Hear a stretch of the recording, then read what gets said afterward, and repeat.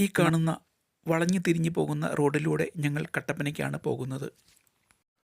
അങ്ങ് ദൂരെ മനോഹരങ്ങളായ മലനിരകൾ കാണാം. ഇവിടെ റോഡിൻ്റെ സൈഡിൽ പണി നടക്കുന്നുണ്ട്. എല്ലാവർക്കും നമസ്കാരം. പുതിയൊരു വീഡിയോയിലേക്ക് എല്ലാവർക്കും സ്വാഗതം. കണ്ണൂരിൽ ബിസിനസ് ചെയ്യുന്ന മിസ്റ്റർ സലീഷിൻ്റെ കാറിലാണ് യാത്ര ചെയ്യുന്നത്. മിസ്റ്റർ സലീഷിന് ബിസിനസ് ആവശ്യത്തിന് കട്ടപ്പനയ്ക്ക് പോകേണ്ട കാര്യമുണ്ട്. അങ്ങനെ പോകുന്നതാണ്.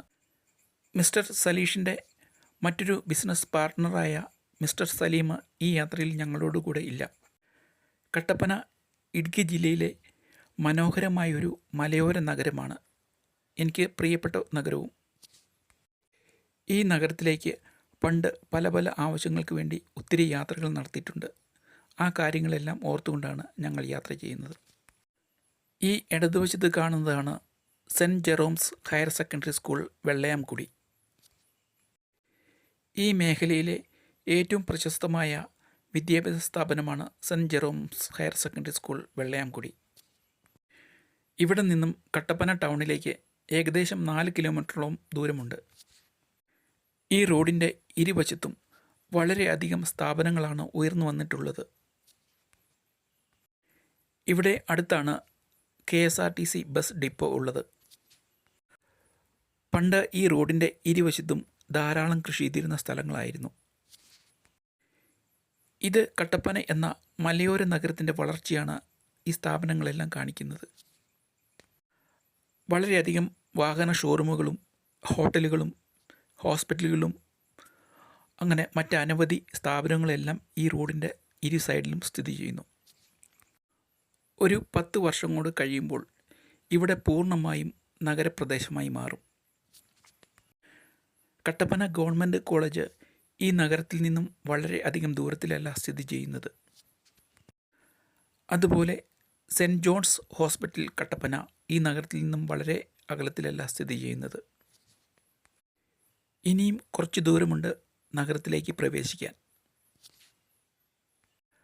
നഗരത്തിന് പുറത്തുള്ള പ്രധാന സ്ഥലങ്ങളിൽ ഒന്നായ കോളേജ് ജംഗ്ഷനിലേക്കാണ് ആദ്യം ചെല്ലുന്നത്.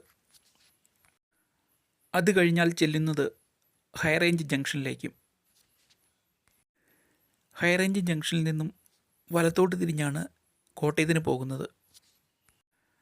അഞ്ചുരുളിക്കും വാഗമണ്ണിനും കുട്ടിക്കാനത്തിനുമൊക്കെ ഈ റോഡിലൂടെയാണ് പോകുന്നത്.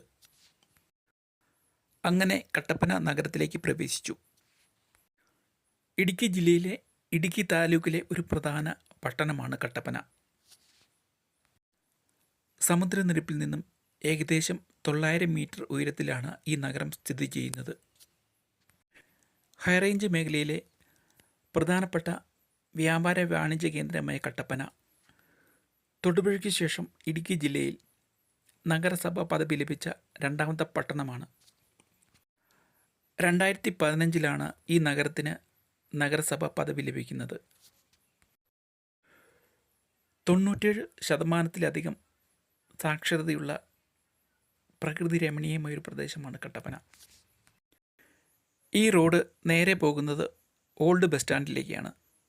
എന്നാൽ ഞങ്ങൾ പോകുന്നത് ലെഫ്റ്റ് തിരിഞ്ഞ് കുമളി റൂട്ടിലേക്കും. ഇത് കട്ടപ്പന മാർക്കറ്റ് ഏരിയ കൂടിയാണ്. ജില്ലാ ആസ്ഥാനമായ പൈനാവിൽ നിന്ന് 32 കിലോമീറ്ററും കൊച്ചിയിൽ നിന്ന് 131 കിലോമീറ്ററും അകലെയായിട്ടാണ് കട്ടപ്പന സ്ഥിതി ചെയ്യുന്നത്. കട്ടപ്പനയുടെ ചരിത്രത്തെക്കുറിച്ച് പറയുകയാണെങ്കിൽ 1940കൾ വരെ നിരവധി ഗോത്രവർഗ്ഗക്കാർ അധിവസിച്ചിരുന്ന ഒരു വനപ്രദേശമായിരുന്നു ഇത്. എന്നാൽ 1950കളിൽ പാല, കാഞ്ഞിരപ്പള്ളി, തൊടുപുഴ എന്നീ സ്ഥലങ്ങളിൽ നിന്നും നിരവധിയായ കർഷകരാണ് ഈ പ്രദേശങ്ങളിലേക്ക് കുടിയേറി പാർത്തത്. മിസ്റ്റർ സലീഷിൻ്റെ ബിസിനസ് ആവശ്യങ്ങളെല്ലാം കഴിഞ്ഞതിന് ശേഷം ഞങ്ങൾ കട്ടപ്പനയിൽ നിന്നും തിരിച്ചു പോവുകയാണ്. ഈ നഗരത്തിൽ പണ്ട് 3 സിനിമാ തിയേറ്ററുകൾ ഉണ്ടായിരുന്നു. ഇപ്പോൾ എത്രണ്ണം ഉണ്ടെന്നറിയില്ല. ആ തിയേറ്ററുകളിൽ സിനിമ കാണാൻ വന്ന കാര്യങ്ങളെല്ലാം ഓർക്കുന്നു. ഈ പ്രദേശങ്ങളിലേക്ക് കുടിയേറിയ കർഷകർ പലതരത്തിലുമുള്ള കൃഷി ചെയ്യാൻ ആരംഭിച്ചു. പ്രധാനമായും കുരുമുളകും ഏലവും കാപ്പിയും കൊക്കോയും ഒക്കെയാണ് അവർ ചെയ്യാൻ ആരംഭിച്ച കൃഷികൾ. ഈ കാർഷിക ഉൽപ്പന്നങ്ങളിൽ നിന്നായിരുന്നു കർഷകർക്ക് വരുമാനം കിട്ടിക്കൊണ്ടിരുന്നത്. ഞർലാനി ഏലം എന്ന പ്രശസ്തമായ ഏലക്ക ഇനം ഇവിടെയാണ് വികസിപ്പിച്ചെടുത്തത്. വന്ന വഴിയിലൂടെ തന്നെയാണ് ഞങ്ങൾ തിരിച്ചു പോകുന്നത്. ഇവിടുന്ന് ലെഫ്റ്റ് തിരിഞ്ഞു പോകുന്ന വഴിയാണ് കോട്ടയത്തിന് പോകുന്നത്. അഞ്ചുരുളി ടണൽ, അയ്യപ്പൻകോവിൽ തൂക്കുപാലം, Kalyanathandu view point, Irattayar dam എന്നീ പ്രധാനപ്പെട്ട ടൂറിസ്റ്റ് സ്ഥലങ്ങളെല്ലാം ഈ നഗരത്തിൻ്റെ സമീപ പ്രദേശങ്ങളിലാണ് സ്ഥിതി ചെയ്യുന്നത്.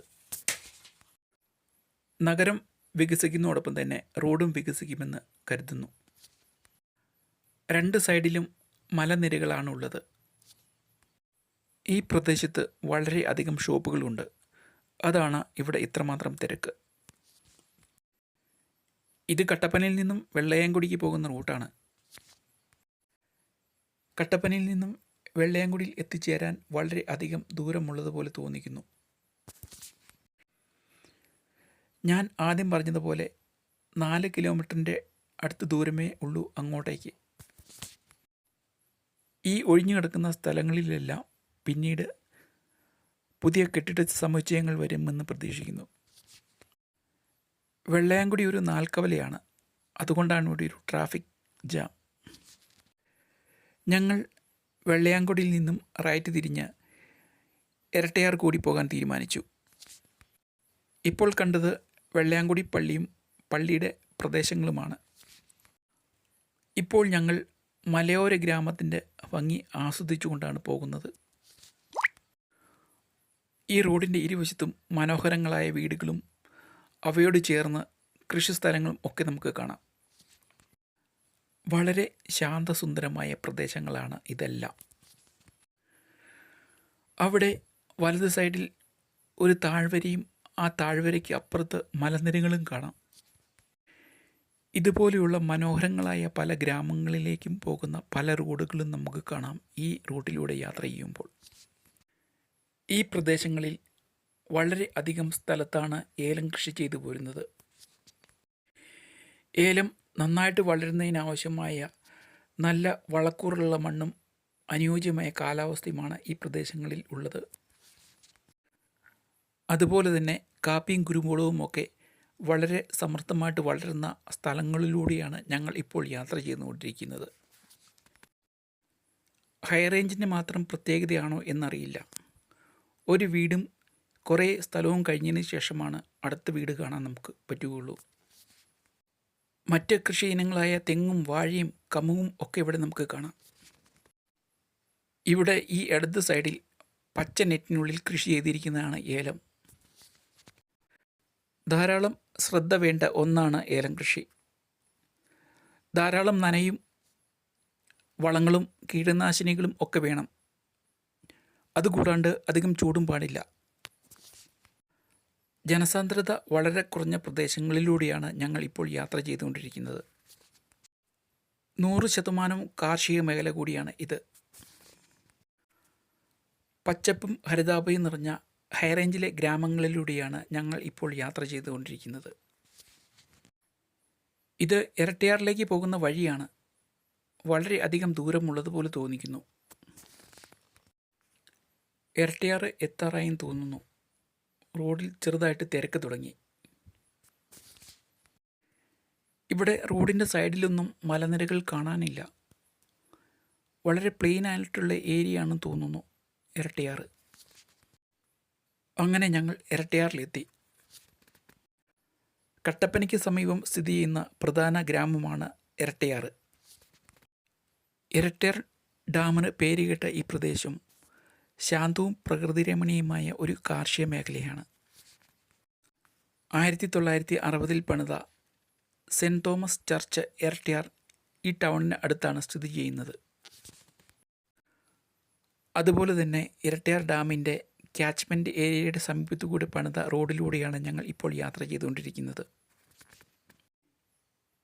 ഇരട്ടയാർ ഡാമിലെ വെള്ളം 5 കിലോമീറ്ററോളം ദൈർഘ്യമുള്ള ഒരു ടണലിൽ കൂടി ഇടുക്കി റിസർവെയറിൽ എത്തിക്കുന്നു. എങ്ങും പച്ചപ്പും ഹരിതാഭയും നിറഞ്ഞ വളരെ മനോഹരമായ ഒരു ഗ്രാമമാണ് ഇരട്ടയാറും. ഈ ഗ്രാമീണ ഭംഗിയെല്ലാം ആസ്വദിച്ചുകൊണ്ട് ഈ മനോഹരമായ ഗ്രാമത്തിലൂടെ ഞങ്ങളുടെ യാത്ര തുടരുകയാണ്. മനോഹരമായ ഗ്രാമത്തിന് ചേർന്ന മനോഹരമായൊരു പള്ളി. ഞങ്ങളുടെ യാത്ര തുടരുകയാണ്.